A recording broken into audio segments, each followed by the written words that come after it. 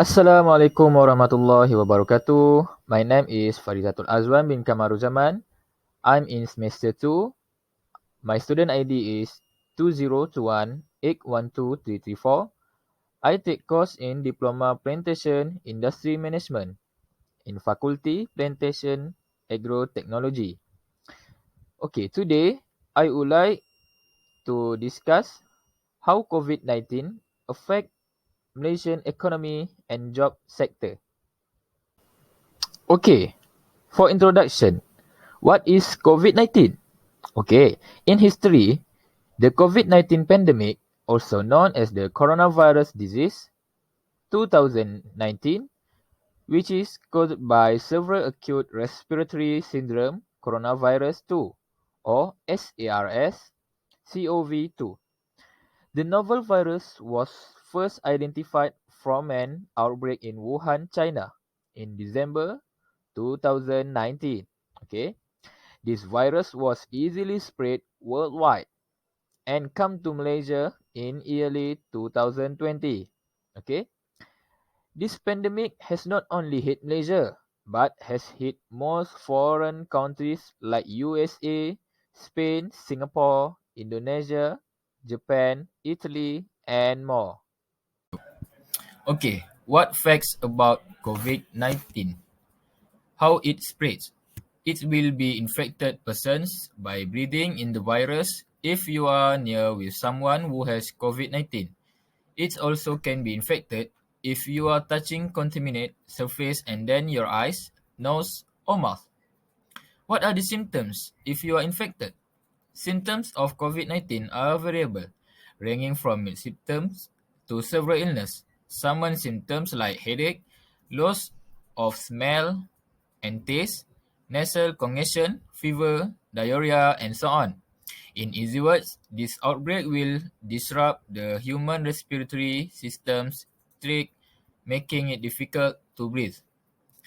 What the government ways to overcome it? Okay. Lastly, government decide to make MCO in order to curb the spread of this epidemic from continuing to spread wide, which is all countries' economy need to close. At last, it affected countries' income. Alright, how MCO affected countries' economy and job sector? When the MCO is started, people can't move like normal. They need to normalize to stay at home to control the COVID-19 from spreading. So that to business or small trader people who need customer to come their market, this is half of challenging they need to face it. It is because customer cannot buy their sales face to face. If one of them are stubborn, they will be fined.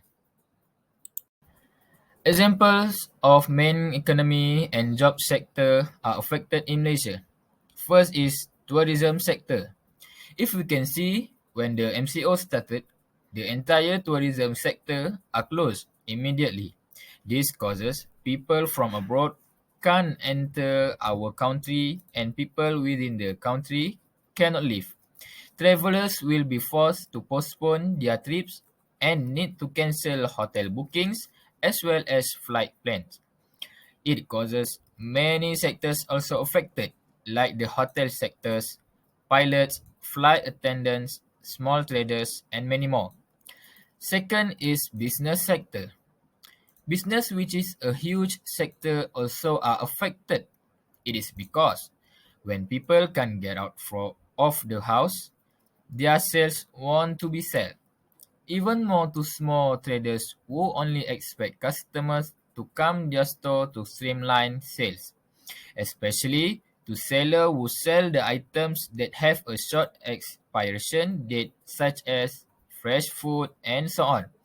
Unsold goods will also lead to wastage, which will be detrimental to the supplier. Okay, next, the bad effects of MCO on our country.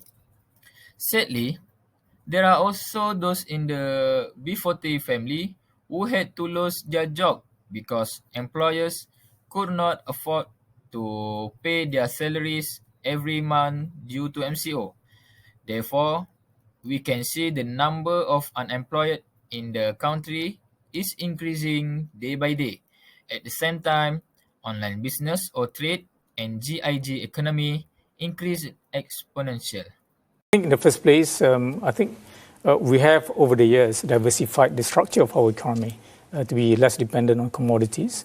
And now 57% of our economy is very much driven by the services sector and followed by the manufacturing sector. And the commodity sector, whether it's mining plus plantation, so they make up only about 14%. So that means that we will not be overly affected by any volatile movements in commodities.